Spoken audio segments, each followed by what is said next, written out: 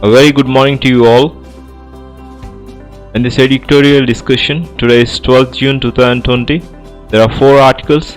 2 articles are regarding India and China border conflict, and 1 article is regarding the coronavirus case rises, and the last article is regarding the Black Lives, that is regarding the Minneapolis event of George Floyd, how the things are done in the past. Everything is explained in that article. Before I begin, I am Prashanth. I welcome you all to Educational Stuff. Today in this video, we will be discussing the Hindu editorial analysis of the 4 articles.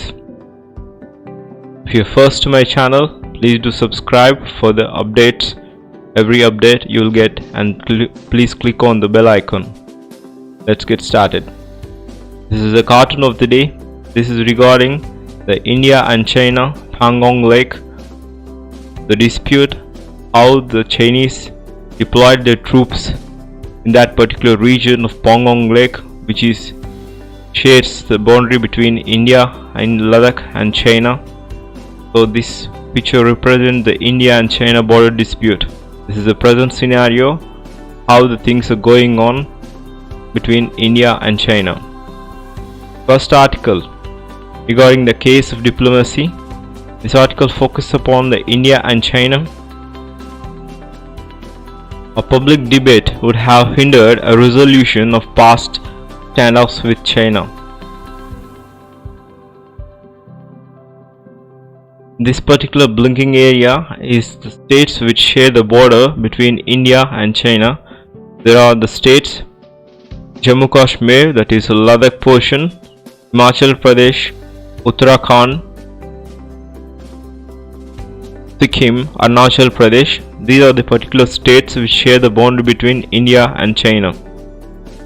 On June 9, sources of Indian Army said that India and China's troops have begun partial disengagement from some of the standoff points along the line of actual control in eastern Ladakh, which have some tensions since early May. This was the first official confirmation that they were ongoing multiple standoffs across the line of actual control. The government has come under the opposition of its silence on the month of long standoffs. The Chinese walked in and given a territory into the Ladakh. The picture that emerged on June 9th indicates that we are at the beginning of the process to resolve the situation and not at the end. Both sides have agreed on board plan to defuse 4 of the 5 points to discord the situation at the 5th Pangong Lake, which remain uncertain, and also Galwan Valley in the north of Sikkim. At Pangong So, the Chinese have entrenched their Sikkim. At Pangong So, the Chinese have entrenched their positions with the 10th and remains in the Indian side of line of actual control. This particular area is a line of actual control, the blinking portion. It is the demarcation line between India and China. At Pangong So, the Chinese have entrenched their position with the 10s and remain on the Indian side of line of actual control. The pattern of resolution of the past standoffs underline the key role played by quiet diplomacy in unlocking complicated standoff situations. Both United Progressive Alliance and National Democratic Alliance governments have followed an approach that have coupled quiet diplomacy with strong military postures, while at the same time allowing the adversary of the way out. This has been a bold strategy in dealing with challenges from China across the line of actual control. In 2013, when Chinese troops pushed tents into India's line of actual control at Deepsang Plains, similar to Pangong So, the UPA government under the fire both for being weak and China for its reticence. Former National Security Advisor recently explained how the standoff was resolved. While the government was being publicly attacked for doing nothing, it had privately conveyed to China that if the standoff did not end, an upcoming visit by Premier Li would be off. It demands that had been made public at the time, China would have only dug in its heel. Even if the government may have won headlines for the day, the key to arriving the successful outcome, Mr. Menon wrote in the choices inside the make of Indian foreign policy, was keeping public rhetoric calm and steady, displaying strength and giving adversary the way out, which was out preferred solution. The government adopted a similar strategy during the 2014 standoff at Chumar, which coincided with President Xi Jinping to visit India. Prime Minister Modi then have criticized by the opposition for sitting on the swing of Mr. Xi in Gujarat while Chinese troops have crossed the line of actual control. Mr. Xi's visit went ahead while India quietly but forcefully stopped the Chinese road building and deployed 25,000 soldiers outnumbering the People's Liberation Army, that is PLA, and withdrew as a Northern Army commander, Lieutenant General D.S. Hooda, who is a retired person, explained recently. Both sides disengaged and followed a moratorium into patrolling into contested areas, which was observed for many months thereafter. If the government has publicly announced in 2014 it was following the moratorium on patrolling up in the Indian side of line of actual control to ease tensions, there would have been likely an approach just as was 2013 after Deep Sung. Then Mr. Modi, who was in Gujarat Chief Minister, slammed the government asking the time, what are the reasons we have pulled back from our own land? Ultimately, in both cases, the objectives was achieved. China, faced with a firm resistance, was prevented from changing the status quo. In 2017, the government, under a particular intense fire, became its stayed studiously silent through 72 days standoff at Doklam amid a barrage of threats from Beijing. Indian troops crossed over the Bhutan to stop a Chinese road construction of territory India seizes Bhutan's, but China claims it. By extending road, India argued China was unilaterally altering the India-Bhutan-China high junction, being demanded an unconditional withdrawal when both finally disengaged. Neither divulged into the terms. It would all later emerge that the deal struck involved with India was withdrawing first. Politics over the border standoffs is not new. One only needs to go back to the intense public debates early in 1960s. The opposition and the media are certainly right to hold the government to account. Indeed, neither the opposition nor the media would do it by the job if it weren't, as Mr. Modi comments from 2014 remind us, that this par for the course, and if questions were being asked last month, perhaps we may still be in the dark. Coming to the terms with the reality, the tensions in the line of actual control are neither for the first or now likely the last. With every incident, they are however getting increasingly politicized in an environment whereby there is a 24/7 demand of social media for information and unprecedented capacity of disinformation. Rather and adapt a stand that is above questioning, the government needs to come to the terms with the first.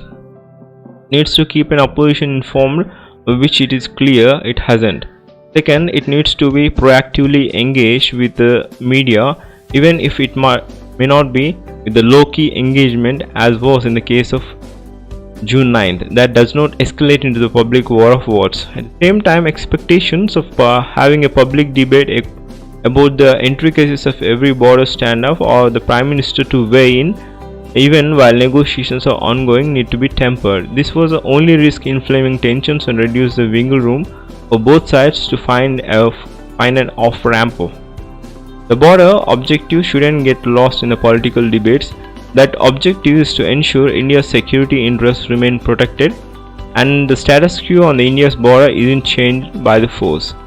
Our past incidents have shown that the quiet diplomacy coupled with a strong military resource that deters any Chinese misadventure has been more effective than a public carb-rattling, even if maybe inhabiting a media environment that misconstrues loudness and strength and silence as a weakness.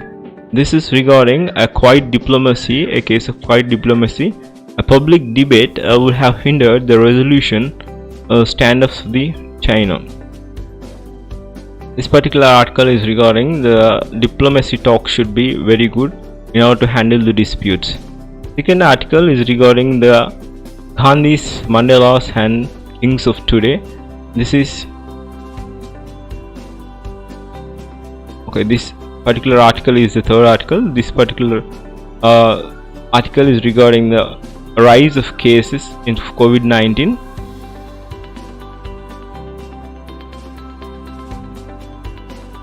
The rise in the recovery of the cases would be cheer. Focusing on the positives of the bleak scenario is sometimes useful to avoiding fatigue from the prolonged campaign.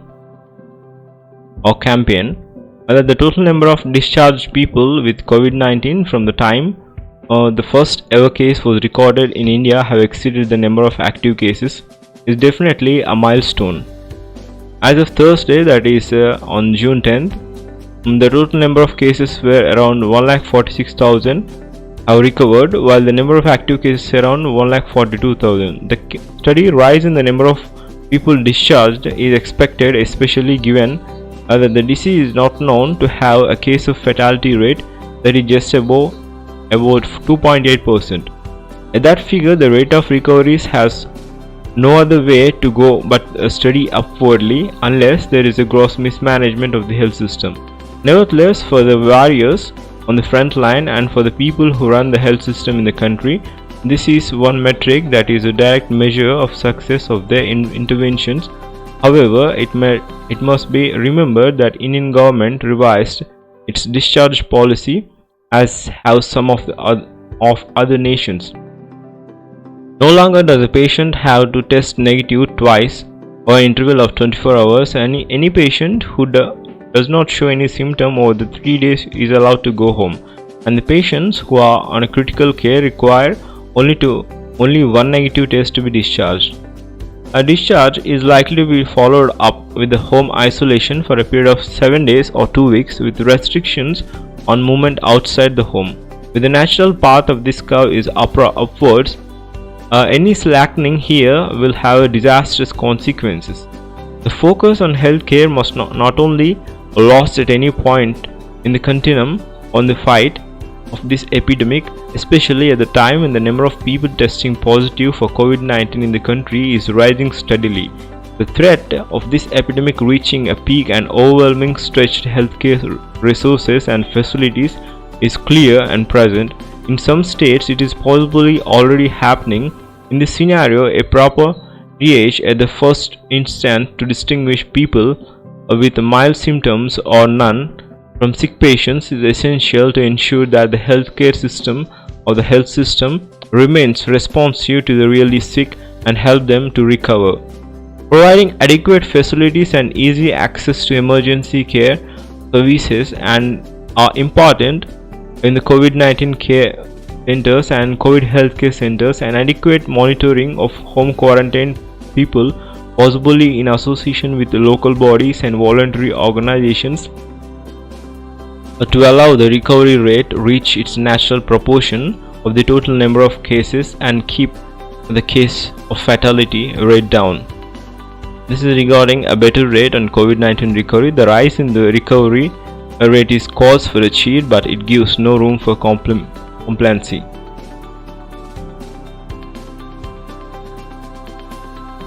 This article is regarding the racist activity, the Gandhi, Mandelas and the kings of today.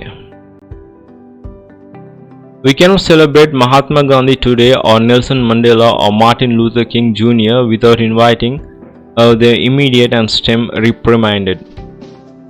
All the three would say, each a bit differently from the other, if you are gathered to celebrate us, stop right there.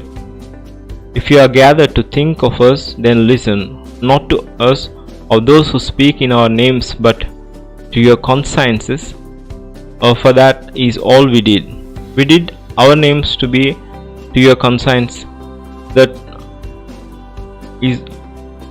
is all we did. We did look back to our heroes and heroines. We did celebrate the anniversaries, but only in order to look more clearly to the world around us and in the future that beckoned.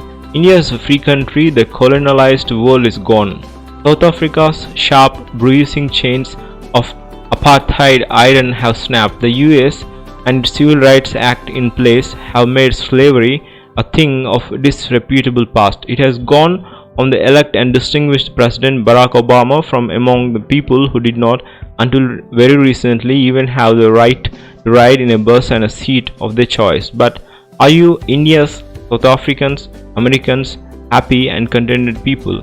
They would ask a question in anxiety and a pain, with the answer: India, South Africa, the US, and the whole world are in the grip of vicious virus that goes by the name of COVID-19, but are a reality in the grip of gluttony of civilization that is disemboweling the earth of its resources and is hunting down the earth's life forms to gratify its carving for commercial profit. There is a wild animal market in every city and town, and more significant that within each of us who are not among the poor, in the shape of callous disregard of life, the sanctity of due proportion.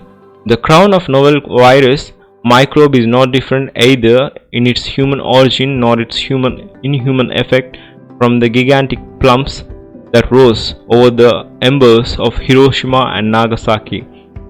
Its victims are like those of the bomb, innocent human beings, invariably poor and marginalized.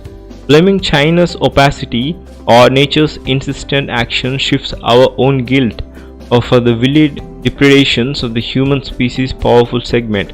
Nature is not taking it on us. It has caught our hegemonies, destroying that we are meant to respect the nature.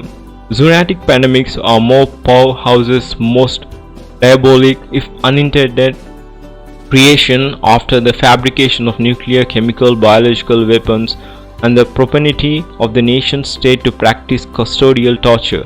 Albert Little and Mandela of South Africa have signed and ratified without any objection of reservations of United Nations Convention Against Torture. Abraham Lincoln and Martin Luther King has done so with the reservations. Rabindranath Tagore and Gandhi has signed but had not ratified the Convention Against Torture. What would of these two men have said about this? Is something about the torture and more valuable than the state of its outright abolition. This is regarding the Gandhi and Mandelas, how they act. Across the world, people are speaking about racism, classism and cultism. This particular article is again of India and China border dispute. The mistrust of both sides of line of actual control. An agreement reached between India and China on June 6 for about partial disengagement of troops for some of the points of standoff along the line of actual control is a step of right direction. It is, however, just a first step. Both sides faces what is likely to be a long road ahead to restore the status quo ante prior to Chinese multiple incursions that has been in the month ago. On June 9th, India's army forces presented a measured appraisal of what had been agreed at the Corps Commander level talks, as well as the challenges that remain. Both sides identified 5 locations of the conflict in the western sector in Ladakh, a separate ongoing standoff in Nakula in Sikkim, which was not an agenda. The 5 spots including patrolling points, that is 14, 15, 17, that is Chusulu in the north bank of Pangong So Lake, a broad plan that has been agreed to hold a series of talks at lower rank of colonial, brigadier and major general at the 4 of these points in the coming weeks to take forward the disengagement process. There is, however, appear to be serious indifference at Pangong So Lake, which may require another round of high-level talks at the Corps Commander level. Chinese troops have dug in at the Finger 4 area of Lake of Northern Bank and still remain present in the India side of line of actual control, which runs at a Finger 8 or Finger 1 to 8, running from the west to east, referred to mountain spurs of Northern Bank. By erecting tents, China has unilaterally changed the status quo. India has made it clear that it will accept nothing less than restoring the status quo and will not dilute its build-up and in the area until and unless China draws down the artillery, bombers, rocket forces, air defense radars and jammers that it has amassed behind the front lines on its side in line of actual control. The demands made at the ground level talks suggest China's moves may in a part be motivated by the insecurities of India's recent improvements in infrastructure of Indian side of line of actual control, which had helped to reduce the enormous asymmetry that China has enjoyed and now it wants to be preserved. India has correctly made clear it will not stop construction activity on its side of line of actual control, which it entirely entitled. One important takeaway from June 6 talks is that it could have long-lasting impact, which is a proposal of the Corps Command have formal meeting once or twice a year for better interaction between the two armies at higher level. If there be one thing that recent tensions have made it clear, it is urgent need for better communication to address the strategic mistrust that prevails on both sides of line of actual control. China's action over the past month have unfortunately only deepened that is ill-advised posturing at the top political levels of Indian leadership, with threats last year reclaimed that Akasin Chin didn't help either.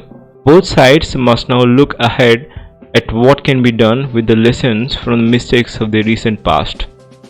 This is regarding India and China border, then they should be back to the brink. The mistrust on both sides of line of actual control can only overcome by the better communication. If you want to see the India and China crystal clear details, you can see it from the video which I am giving it in the description, or you can see it from the eye icon so that you will get a clear idea.